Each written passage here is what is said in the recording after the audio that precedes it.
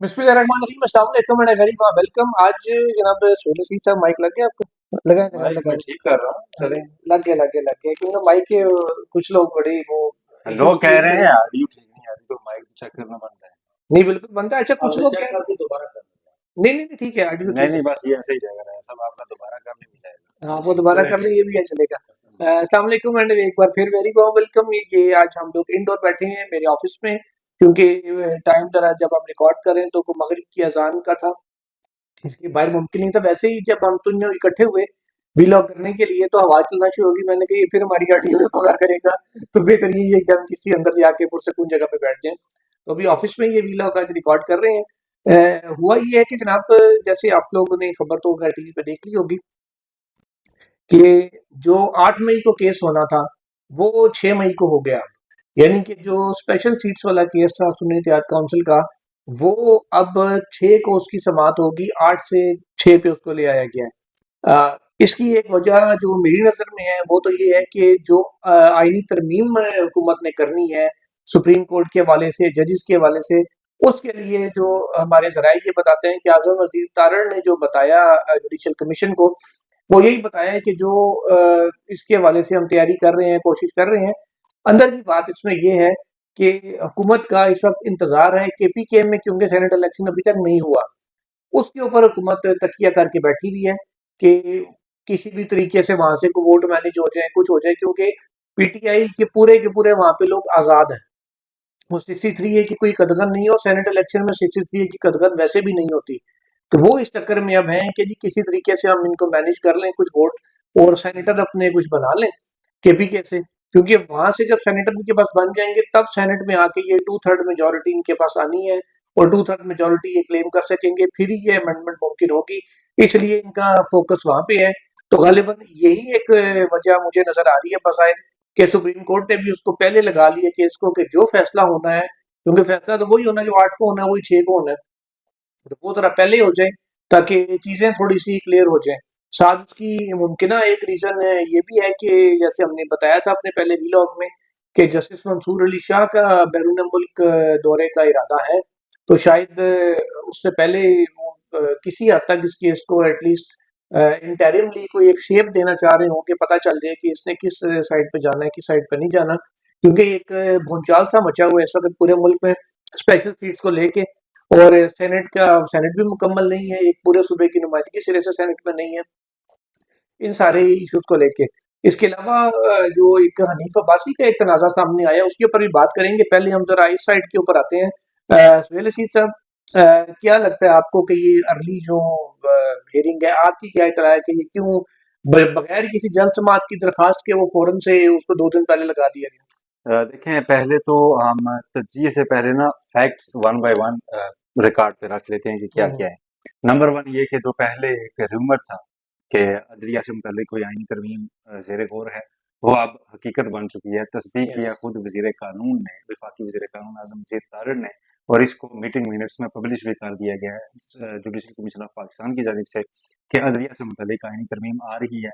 गो कि अभी ये बताया गया है जी कि वो सिर्फ रूल जजेस की तैनाती तक हैं, लेकिन पूरा ड्राफ्ट जब आएगा तो उसमें ये सरप्राइज मिल सकता है कि चीफ जस्टिस की जो मुद्दत मुलाजमत है, एक तो उसकी एज लिमिट में 3 साल का इजाफा भी हो सकता है, फिक्स टेन्योर भी हो सकता है कि 3 साल फिक्स कर दिया जाए, और एक्सटेंशन तीसरा एक ऑप्शन है। ठीक है, तो ये बातें भी आजम वजीर तारड़ साहब मुख्तलिफ जगहों पर कह रहे हैं जी कि इस तरह की तजावीज़ आ रही हैं। अभी वज़ारत कानून के पास चीज़ें नहीं है, लेकिन तजावीज़ मैं सुन रहा हूँ, यानी वो ये तजावीज़ भी ले रहे और हैं। ये दूसरा फैक्ट है। उन्होंने कल जियो के प्रोग्राम में रात को ये भी कहा है, शाजिद खान के प्रोग्राम में, कि मैं चीफ जस्टिस के मुद्दत मुलाजमत में तोसी को या एक्सटेंशन को खारिज इम्कान करार नहीं देगा। जी, तो ये 2 फैक्ट्स हो गए हैं। अच्छा, तीसरा ये कि जजेस कमेटी ने इससे एग्री किया है, और ये नहीं कहा जी कि वो तो जब आएगी देखेंगे। उन्होंने जुडिशल कमीशन ने कहा कि जी हाँ, ठीक है, आप जाके तरमीम करें। इट मीन्स कि पूरी अदलिया ऑन बोर्ड हो गई कि आप तरमीम के लिए जाएँ, और उसके लिए आपने रूल्स जो इतनी मेहनत से 2-3 साल से जस्टिस मंसूर अली शाह और दीगर ने तैयार किए थे, उनको मौखर कर दिया उस पे बहस को। ये हो गए 2 फैक्ट्स। उसके बाद अब तीसरा ये है कि केपी के असेंबली से जो सेनेटर मुंतखब होने हैं, वो बड़ा फैसला कौन है अक्सरियत के लिए, जैसे आपने बताया कि उसके बाद आईनी तरमीम मुमकिन हो पाएगी। ये तीसरा फैक्ट है। चौथा फैक्ट ये है कि जी आप बेंच तश्कील जो पाया है वो जस्टिस मंसूर अली शाह जस्टिस अतर मिल्ला और जस्टिस मियां मोहम्मद अली मसर। हम्म, पांचवा फैक्ट ये है कि समाअत को पहले किया गया। जी। ठीक है, उससे एक तासुर अब ये जा रहा है कि शायद ये केस सुना जाएगा जल्दी, ताकि गवर्नमेंट को जल्दी गो अहेड मिले। हम्म, लेकिन मेरी जाती ख्याल और खबर ये है कि वजह ये नहीं है। वजह ये हुई है इस केस को पहले लाने में कि 7 तारीख से लगना है दोबारा वो जजेस जजेस वाला के खत केस। वाला केस, हम्म, और उसके लिए मुख्तस किए गए कि 7 तारीख मंगल होगा। मंगल के बाद वो बुध, जुमेरात और जुमे तक जाके वो केस डिसाइड होगा, वो डेली चलेगा। तो उस दौरान जस्टिस मंसूर अली शाह चूंकि उस बेंच का हिस्सा है, जस्टिस अदर मिल्ला भी, हम्म, तो उनको 7 तारीख से ऑनवर्ड ये केस सुनने का टाइम नहीं मिलना तफसील से। केस हाँ, अहम है, इसलिए उसको 6 तारीख को रख लिया गया है कि मंडे को वो उसे थोड़ा सा टू द लेंथ आर्ग्यू करके उस पर अपना एक इंटरम ऑर्डर या कोई भी चीज आ सकती है, जिसके बाद उसकी डेट जो है ना उसके नेक्स्ट वीक में पड़ेगी। ये केस जल्दी डिसाइड होने वाला नहीं है। ठीक है, सही। और ये जो बेंच है इससे आप ये नहीं कह सकते कि जी ये राह हमवार कर देगा उसके लिए, क्योंकि इस बेंच अफसोस से निशस्त को बोलना। जो मैं हाँ जी। एक्सपेक्ट, ये तो अब खबर नहीं होती है, तो केस से पहले आप एक्सपेक्ट करते हैं बेंच देख के। इस बेंच से मैं एक चीज एक्सपेक्ट जरूर कर रहा हूँ कि ये अगर पीटीआई को या सुन्नी कौंसल को वो सीटें नहीं दी, तो कम से कम जो उनकी सीटें दूसरों को दे दी हैं उनके ऊपर बड़ी सख्ती से पेश आ सकता है। और लेकिन सुहेल साहब वो उसमें। सीटें छीन भी सकती हैं और उल्टा देने के देने भी पड़ सकते हैं। इसलिए अब जो सारी सिचुएशन में मेरा एनालिसिस है कि जजेस की तैनाती के तरीकेकार में तब्दीली फौरी करना किसी को भी शायद पसंद नहीं आ रहा। बिल्कुल है, इसलिए रूल्स भी मौखर तरमीम का सहारा लेके कर दिए गए। ठीक है, हम्म, अब जो फौरी अपॉइंटमेंट्स होनी है ना वो तो सुप्रीम कोर्ट इसी और हाई कोर्ट इसी में, को तो वो होंगे ना। पुराने कानून तक के तहत करने का रास्ता खोल दिया गया है, जिससे जो है ना सुप्रीम कोर्ट में जो फुल कोर्ट की सिचुएशन में अब अक्सरियत जो है ना किसी के फेवर में जा सकेगी, और उसकी हम्म, राह हमवार कर ली गई है। ठीक है, तो इसलिए मैंने फैक्ट्स पहले रिकॉर्ड पे रखे और उसके बाद उसका एनालिसिस किया कि ताकि चीजें अच्छे से वाजे हो जाए। अच्छा ऐसा वो मैं, हाँ, आपकी तरफ ही अब आ रहा हूँ। मर्जी के जजेस जो है ना लगाए जा सकेंगे। वो पहले भी लगे होने थे, अक्सरियत जी है। जी। राय साहब ये बताएं कि जैसे सुहेल साहब कह रहे थे कि जी वो सीटें उधर जाएंगी नहीं अगर सुन्नी इत्तेहाद काउंसिल को नहीं मिलती, तो हो सकता है जिनको मिली उनसे वापस हो जाए। लेकिन यहाँ मेरा एक सवाल आपसे ये है कि फर्ज करें सुन्नी इत्तेहाद काउंसिल को 15 सीटें बनती थी, मिसाल है 15 उनकी नून को चलेगी, नून से वापस हो जाएंगी, तो पार्लियामेंट की 15 सीटों को ताहयात या 5 साल के लिए खाली भी तो नहीं छोड़ा जा सकता ना, अनअटेंडेड तो नहीं छोड़ा जा सकता, ये भी एक सवाल फिर उठेगा। बहुत शुक्रिया जुल्फ़िकार साहब, जिस तरह सोहेल साहब ने बड़ा वैसे तफसील से इसका अहाता किया है इन तमाम मामलात का। और जो सोहेल साहब ने बताई है ना कि बात की कि जो इस्लामाबाद हाई कोर्ट के 6 जजेस के हवाले से कि केस चलना है उसकी वजह से ये पीछे है, मैं इनकी इस बात से इत्तेफाक करता हूँ। और फिर जिस तरह इंट्रो में आपने बताया कि जी कि खैबर पख्तूनख्वा में अभी जो है वो सेनेट के इंतखाबात ही नहीं हुए और सेनेट इसी के बगैर, ये पूरा मुल्क ही उसके बगैर ही चल रहा है, अधूरा ही चल रहा है पूरा मुल्क। सदारती इलेक्शन भी हो चुके सदारती इलेक्शन भी हो चुके हैं, गवर्नर जी सारा मुल्क इसी तरह चल रहा है, बस वो थूक से पकोड़े पकोड़े तले जा रहे हैं अभी तक फिलहाल। लेकिन ये जो आपने बात की ना कि 15 नशिस्तों के हवाले से, जिस तरह सोहेल साहब ने कहा जी कि जो खैरात में बांटी गई बाकी लोगों को, हैं। जिस उठाकर कोई कुछ नून लीग को दे दी गई, कुछ पेज पार्टी को दे दी गई, कुछ सरे से जाली नशिस्तें जो लेकर मैंडेट बैठा हुआ है एमक्यूएम, जो एक सीट भी जिसके पास नहीं है, वो टोटल ए टू जी जाली मैंडेट है। उसका तस्करा उनके अपने मेंबरान असम्बली निजी महफिल में भी करते हैं, और कई दफ़ा वो वीडियो क्लिप्स भी आ चुके हैं। कुछ उन्हें दे दी गई, कुछ काफली को दे दी गई। ये सीटें खाली नहीं रहेंगी। सुप्रीम कोर्ट सोहेल साहब की उस बात को आगे बढ़ाते हुए कि सुप्रीम कोर्ट इस पर जो फैसला देगी कि ये सीटें वापस सुन्नी इत्तेहाद कौंसिल ने अब जो बतौर पार्टी ज़िमनी इलेक्शन बाई इलेक्शन में हिस्सा भी लिया ना, इंतखाबी निशान घोड़ा भी उन्हें मिला। उससे पहले बलूचिस्तान के हवाले से मेरे ख्याल में थिंक सुप्रीम कोर्ट का फैसला मौजूद है कि वो उनको मखसूस नशिस्तें अलाट की गई थी, उन्होंने कोई एप्लीकेशन सबमिट नहीं की थी, और उन्हें सीटें दे दी गई थी। और जिस तरह जस्टिस अतनुल्लाह, जस्टिस मंसूर शाह का अगर थोड़ा सा ट्रैक रिकॉर्ड देखें ना, तो वो अवामी मैंडेट की बात करते होते हैं हमेशा। वो कहते थे आप उसका मेजर तय सादक का वो फैसला पढ़ लें जो उन्होंने दिया था उनके इंतखाबात में हिस्सा लेने के हवाले से, उसमें भी उन्होंने अवामी मैंडेट की बात की थी, और वो अवामी मैंडेट की बात करते हैं। और मुझे लग ये रहा है कि ये नशिस्तें सोहेल साहब की बात से मैं एग्री करते हुए कि ये वापस जाएगी उन्हें। और फिर एक इलेक्शन कमीशन का जो अभी तक जिस तरह वो पाकिस्तान तहरीक इंसाफ वहाँ पर मातूब ठहरी हुई है, उनके इंतखाबात कोई नहीं माना जा रहा है। कि ये इंतखाबात को नोटिस जारी कर दिए कि जवाब दे हमें, वहाँ पर भी रास्ता रुकेगा पाकिस्तान तहरीक इंसाफ के वाले से। लेकिन सोच साहब एक मुझे ये आप बताएं। ट्रैक रिकॉर्ड की बात करें, एक सवाल है, बल्कि आपको एक इन्फॉर्मेशन भी दूँ। ट्रैक रिकॉर्ड की आप बात कर रहे हैं, track record justice Kansoli Shah का पता क्या है? वो केस हियरिंग तो फ्रांसिस तरफ जा रहे होते हैं, वो फैसले में उसको उलट जाते हैं।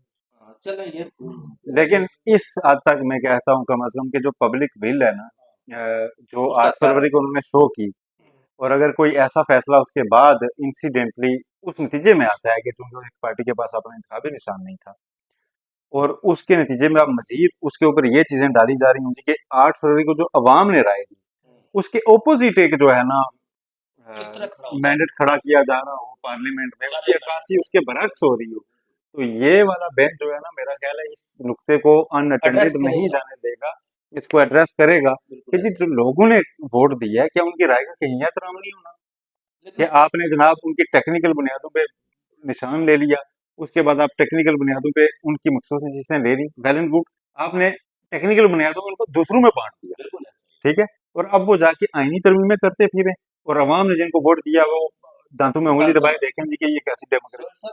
ये इस बेंच से नहीं जाने वाला। भले वाले फैसले के बाद जैसे मंसूर अली शाह ने ये उस तरफ भी मुख्तलिफ जाएगा फैसले जो है ना कागजात नामजदगी के मंजूरी के जो दिए थे, उन फैसलों को आप दोबारा पढ़ लें, उन फैसलों में उन्होंने क्या लिखा है। तो सर मेरा आपसे एक सवाल है जुबैर साहब से। ये बात बीच में वो इलेक्शन कमीशन वाली आ गई है, ये अभी रिसेंटली कुछ नून लीग वाले कह रहे हैं जी कि सदर मुस्लिम लीग नून मियां नवाज शरीफ और सेक्रेटरी उसके ख्वाजा साहब रफीक होंगे, और जो उनका मजलिस से अमला का इजलास में वो उसकी मंजूरी देंगे। क्या इलेक्शन कमीशन इस मामले को भी देखेगा कि यार बगैर इंतखाबात के वो होंगे तो उन्हें ठीक कर देगा? अच्छा, मैं फैक्ट्स सामने रख दूँ। फैक्ट्स ये हैं कि नून लीग के भी इलेक्शन का टाइम पूरा हो चुका था, इलेक्शन होने रहे थे, पिछले साल अप्रैल की बात है ये, बल्कि जनवरी फरवरी से हेयरिंग्स हो रही थी, दिसंबर में पहली हेयरिंग हुई थी उस पर। इलेक्शन कमीशन को टाइम दिया दिसंबर में कि इलेक्शन करा दो 15 दिन के अंदर, उन्होंने नहीं कराई। फिर मजीद 15 दिन दिए कि नहीं कराएंगे, फिर कहा कि तुम्हारा प्रेसिडेंट जो पार्टी के उनके प्राइम मिनिस्टर है, तो उनके लिए वक्त निकालना बड़ा मुश्किल है, इंटरनेशनल मसरूफियात हैं, कौमी है, तो मजीद टाइम दें। उन्होंने मांगे 2 हफ्ते, ठीक है। इलेक्शन कमीशन ने 2 महीने दे दिए। कि जी साथ ये भी कहा चीफ इलेक्शन कमीशन साहब ने कि चाहे डमी नहीं करा दो, लेकिन करा दो। वो चक सिंगार में दम ही है बस, है ना? मजाक जैसे, हाँ मजाक मजाक वाले तो बनवा लें। से करा लो, डमी से करा लो, ये अपना मुंह के अल्फाज है, कोड एंड कोड आपको बता दो, मैं वहाँ बैठा हुआ था इलेक्शन कमीशन में। मैंने कहा चाहे डमी से करा लो, कराओ तो सिखाना मुझे तो करो। 2 महीने का टाइम दिया गया इन्होंने, इलेक्शन फिर 2 महीने में ओके सोके करा लिए। उसके बाद आज तक वो दोबारा केस नहीं लगा। अब ऑलमोस्ट 1 साल हो चुका है इस बात को। तो अब जब 1 साल गुजर चुका है, इसमें आप अंदाजा लगा लें कि इलेक्शन कमीशन ने कितना है कि इनके इंतखाबात को देखना है, कितना है कि नहीं देखना। अब सुहेल साहब इस पे अपनी राय दे सकते हैं। देखें, जो मैं तो एक ही बात कहूंगा कि उनका इलेक्शन जिनमें जो है ना भुट्टो जी था याद पार्टी के सरबराह हैं वो भी ठीक है, उनका इलेक्शन जिनमें शरीफ फैमिली के अलावा किसी और बंदे को जो है ना ओहदा मिल ही नहीं सकता, वो भी ठीक। चाहे पार्टी के अंदर हो चाहे हुकूमत के अंदर हो, वो भी ठीक है। वो पार्टी जिसमें एक आम वकील जो है ना चेयरमैन बन सकता है उसके इलेक्शन ठीक नहीं है सर। देखें, आप रिवायतें ना तोड़े ना पाकिस्तान में, मतलब आपने देखा नहीं था कि चीफ जस्टिस काजी फायर शाह साहब ने उनसे पूछ माजरत के साथ आपको कौन जानता है, ठीक है, जी जी। तो उन्होंने भी उन पे तंज किया था कि भाई आप कैसे चेयरमैन बन गए, ये तो बड़ी खानदानी रईसों का काम है, तो आप कहाँ से आ गए हैं उठ के कि मैं चेयरमैन हूँ पार्टी का, आपको कौन जानता है, ठीक है। तो वो पाकिस्तान का कल्चर है जो वो हम उस वक्त बयान लेकिन कर मेरे रहे थे। ख्याल में सुल साहब पाकिस्तान तहरीक इंसाफ में से अगर कोई ये अगर बन जाते हैं ना बगैर इंतखाबात के नून लीग वाले लोग मरकजी अहदेदारान, अगर उनमें से कोई जाकर रिट दायर करे तो शायद सर वो अभी मामला इस सुप्रीम वक्त भी कोर्ट जो तक जा सकता है। उनके पार्टी उहदेदारान है वो सारे के सारे अनअपोज्ड है, ये नोटिफिकेशन सुप्रीम कोर्ट को भी लेकिन दिखाया उस गया। वक्त रिट किसी ने दायर नहीं की थी, अगर ये रिट कोई दायर करे तो शायद ये जा सकता है यार किस चीज पे रेट दायर करे, बिला मुकाबला बंदा मुंतखब हो सकता है, हजार हो सकते हैं, उसके पहले कानून साजी करेंगे, बिला मुकाबला मुंतखब नहीं हो सकता उसके बाद है। फिर वो जब कानून ही नहीं है तो उसके बाद आप कहें जी कि कैसे हो गए, क्योंकि मुझे पसंद नहीं आया, क्योंकि बिला मुकाबला हो गया है, तो इसलिए बस चले जाएं जी, वैसे ये तो नहीं होगा। आप इन लोगों पर हो रहे हैं। परवेज खट्टक की पार्टी की 2 दफा इलेक्शन हुए हैं, दोनों दफा पेशावर वाले साथियों को भी नहीं पता था कि यहाँ पार्टी इलेक्शन हो रहा ये है। बात कर रहे उनकी हैं हनीफ पार्टी अब्बासी लांचिंग वाले। का पता था साहब, उनकी पार्टी बन गई नहीं, लॉन्च का तो पता ही था ना कि वो लॉन्चिंग हो रही है वहां से। है। अच्छा आप खैर। कैसे वो पार्टी ऐसे एग्जिस्ट करते हैं, यानी उनके मामूल का तो कहते हैं ये तो बात तो बोला है वैसे। वो जो कह रहे थे परवेज खटक साहब के मैं इमरान खान की पार्टी तोड़ दूंगा, तो उस पर फिर अफजल मरवत साहब ने कहा था, "ये तो गन्ना नहीं तोड़ सकता, तो ये पार्टी क्या तोड़ेगा"। अब वो बेचारे खुद ही वो पार्टी से अपने इदारे से इस्तीफा दे बैठे हैं। अच्छा, एक और स्टोरी बड़ी कल से हनीफ अब्बासी साहब ने उसको पब्लिक करना शुरू किया है कि जी मैं जिम से निकला मैरिएट की और आगे अनवारुल्लाह काकड़ साहब थे और उन्होंने मुझे देख के कहा कि जी तुम मुझे गिरफ्तार करने आए हो। वो शायद रज़ाए मज़ाक उन्होंने कहा हो। उन्होंने कहा जी मैंने ये सोचा होगा कि नून को तो मैंने बड़ी फेवर दी है, तो शायद ये मेरे साथ हंसी मजाक करेगा। लेकिन हनीफ अब्बासी साहब ने आगे से एक उनकी मामला तल्खी की तरफ चले गए और बकौल हनीफ अब्बासी साहब के कि मैंने उन्हें कहा कि तुमने कसम खा के कहा कि तुमने गंदम में पैसे खाए हैं तुम चोर हो, और तुम ये चोर लफ्ज हो। इस्तेमाल किया हाँ, है। और तुमने गंदम में पैसे खाए हैं गंदम स्कैंडल में। उन्होंने कह दिया जी मैं फॉर्म 47 वाली अगर मैंने मुंह खोल दिया बात सामने आ गई तो तुम कहीं मुंह दिखाने के काबिल नहीं रहोगे। तो सुहेल रशीद साहब ये मोहम्मद अली जो कमिश्नर रावलपिंडी थे चट्टा। उनकी मोहम्मद अली चट्ठा साहब वो चट्ठा साहब की प्रेस कॉन्फ्रेंस और ये मारूल हक काकड़ साहब की गुफ्तगू, ये आपको लगता नहीं कि फॉर्म 47 के ऊपर एक और तस्दीक हो गई है? देखिए चट्टा साहब को छोड़ें, पहले जो है ना जो ये उस कहानी का आगाज क्या है जो अब से आगे जो है ना साल साल और दहाइयों में लिखी भी जाएगी, लिखी भी जाएगी, कि जो उस वक्त तो सारे खामोश होते हैं ना जब गलत हो रहा था, फ्यूचर में ना वो एक दूसरे को ब्लेम किया। ठीक है। हम्म, अब ये आगाज हुआ है हनीफ अब्बासी और अनवर काकड़ साहब के दरमियान से। ठीक है। और पहला ताना पड़ गया है और ये ताना है, और तस्दीक भी आप ठीक कह रहे हैं कि वो वजीर कानून जो उस वक्त वो वजीर आजम थे निगरान जिन्होंने शफाफ इलेक्शन कराए थे, उन्होंने ये कह दिया। तो ये आप एक दूसरे को ब्लेम भी करेंगे। आप गंदम स्कैंडल जो है ना गले पड़ा हुआ है मौजूदा गवर्नमेंट के, तो उस पर यकीनन नून लीग कहने की तरफदारी होगी, आपस में कोई तपे होंगे कि ये क्या हुआ। और उसी माइंड सेट के साथ अचानक उनके सामने काकड़ साहब आ गए, उन्होंने उनको खरी खरी सुना भी दी। दूसरा, इस बहस के पीछे एक और मरहला भी होता है। एक मूवी मुझे याद आ रही है, डेढ़ इश्किया, उसमें ना वो विजय राज एक बड़े अच्छे अदाकार हैं, तो वो शायर बन जाते हैं और एक मलका के दरबार में पहुंच के वो शहजादी के बड़ा करीब भी हो जाते हैं। लेकिन सिस्टम पूरा उन पर बड़ा तपा होता है, ये जो बड़ी मेहनत से शायरी करते हैं, तो एंड पे उन्हें बड़ी चपेटें पड़ती हैं। ठीक है। तो काकड़ साहब जो है ना, जो एक वर्कर सियासतदान है, सारी जिंदगी पर्चे कटा कटा के आया, उसको वो ओहदे नहीं मिले अभी तक।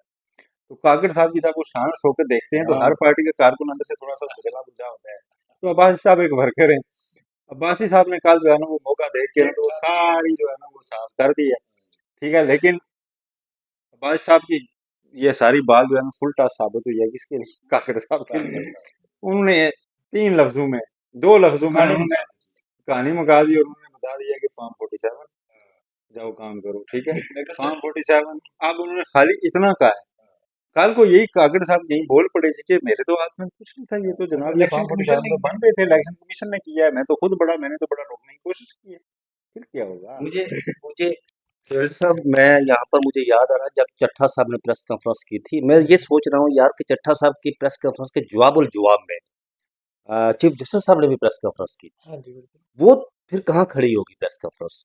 वो तो झूठ का पलंदा साबित हुई ना जी, प्रेस नहीं नहीं कॉन्फ्रेंस। नहीं नहीं एक मिनट। नहीं नहीं, और फिर मैं फिर कहता, चीफ जस्टिस साहब पे अभी भी इल्जाम नहीं आया। हाँ, ठीक है। नहीं वो तो बात दुरुस्त है, उनके ऊपर इल्जाम नहीं आया, लेकिन उन्होंने भी की थी ना। मैं समझता हूँ कि कोई दिन जाता होगा जब ये सारे लोग खड़े होंगे और बात क्या देंगे जनाब कि ये हुआ। कोई कोई दिन जाता है कि जब ये खड़े हो जाएंगे। आप ना अपने उस्ताद साहब की रूह आप में आ जाइए। ठीक है जी।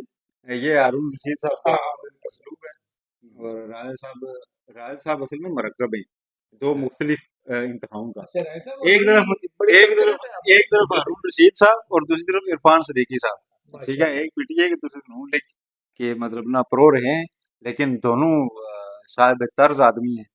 दोनों का असलूब है एक लिखने में, दोनों का बहरहाल उसमें कोई वो अ, दो राय नहीं है। हारून रशीद साहब ने एक असलूब भी दिया है उर्दू को, और नया असलूब मुतारफ कराना बहुत बड़ी बात होती है। बिल्कुल। तो वैसे राय साहब आपका आईजी तो वैसे बात नहीं करता। सोर्सेस दो बातें कह रहे हैं। अच्छा जी, ये अब काकड़ साहब और ये आगे क्या चलता है? दूसरी बात ये कि जो चीफ जस्टिस ऑफ पाकिस्तान है उनकी प्रेस कॉन्फ्रेंस को राय साहब क्या क्वेश्चन कर रहे थे, तो एक साहब वो उस पर कुछ बात उठे ना उठे आगे कुछ हो ना हो, अलबत्ता चीफ जस्टिस ऑफ पाकिस्तान की तारीख में तो नक्श होगा ना। Sir chief justice of Pakistan का फैसलाबाद धरने का फैसला तो कमीशन ने गैर मौसर कर दिया है। अब उनकी देखें प्रेस कॉन्फ्रेंस का परसों गैर का दिन मौसर बहुत होती अहम है, परसों का दिन बहुत अहम है। परसों के दिन फैजाबाद धरना केस का वो अपीलों का वो केस है जिसमें पहली बार डिस्कस होगा कि हाँ भाई किधर है रिपोर्ट। वो हाँ आप जी। विफाकी काबीना ने उस रिपोर्ट की मंजूरी दी है या नहीं, जिसने फैज हमीद को क्लियर किया है उसको पब्लिक करने का फैसला किया है या नहीं किया है, या अटॉर्नी जनरल किसी नए सरप्राइज के साथ आते हैं जी कि हमने किसी टीओआर के ऊपर मुतमिन नहीं थी काबीना और दोबारा हमने सेंड कर दिया है। तो ये एक बड़ी चीजें हैं जो क्लियर होनी है, और परसों की समाज में अगर क्लियर नहीं हुई तो मुझे आगे जो है ना इस कमीशन की रिपोर्ट उन्हीं कमीशन की रिपोर्ट्स के साथ धरी नजर आ रही है जिनके ऊपर आज तक हाँ जी डस्ट ही डस्ट है। फिर वो अगला कोई चीफ जस्टिस आगे गएगा जी, ये तो फिर गैर मुझसे हो गया मामला जाने। बहरहाल सुहेल साहब को आगे मिट्टी मिट्टी में होता है काम नजर आ रहा है। तो शुजात साहब वाला मिट्टी पाव फॉर्मूला पता नहीं चलता या क्या होता है, ये अब देखते हैं कि चीफ जस्टिस ऑफ पाकिस्तान अपने फैसलाबाद धरने के तारीखी फैसले को जिसकी बेस पे वो कहते हैं मेरे खिलाफ रेफरेंस आया था, उसको किस हद तक इम्प्लीमेंट करवा पाते हैं या किस हद तक उसको बचा सकते हैं इन कमिश्नों और रिपोर्टों से। कल इंशाल्लाह आज बल्कि रात को ये कल एक वीलॉग हम अपलोड करेंगे। वो आज मैं थोड़ी देर में भी रिकॉर्ड उसको करवा दूंगा। वो आपने लाजमी देखना है, बड़ी एक्सक्लूसिव उसके अंदर खबर है कि इमरान खान साहब ने कब ये फैसला किया था कि मैंने जनरल बाजवा को फारिग करना है। ये उस वक्त की बात है जब किसी के वहम में गुमान में भी नहीं था। लोग जब भी फारिग करने की बात करते हैं 9 अप्रैल की रात को आ जाते हैं, उस दिन फरागत नहीं हो रही थी, उससे काफ़ी पहले हो रही थी, और जिसको जिससे मुशावरत की गई, जिस बंदे को बुलाया गया, 1 मिनट के अंदर 6-7 फ़ोन किसको किए गए, वो सारी तफसील आपको इंशाल्लाह उस वीलॉग में बताएंगे। तो आपने एक चीज आप बाकी वीलॉग में बता देना, एक चीज मैं भी बता देता हूँ हाँ जी। कि जो उनको फारिग करने से रोकने की पिटीशन थी वो मार्च के आखिरी दिनों में तैयार हुई। ये जो खबर हमारे पास है वो उससे भी कोई काफ़ी पहले की है। बहरहाल क्योंकि उस वक़्त तक वो चीज़ें बहुत सारी आगे निकल चुकी थी। बहरहाल वो वीलॉग इन लाज़मी देखिएगा। तो बाकी इंशाल्लाह अगले वीलॉग में फिर उसके बाद मंडे को ये बेंच आपसे दोबारा मिलेगा। टिल देन अल्लाह हाफ़िज़।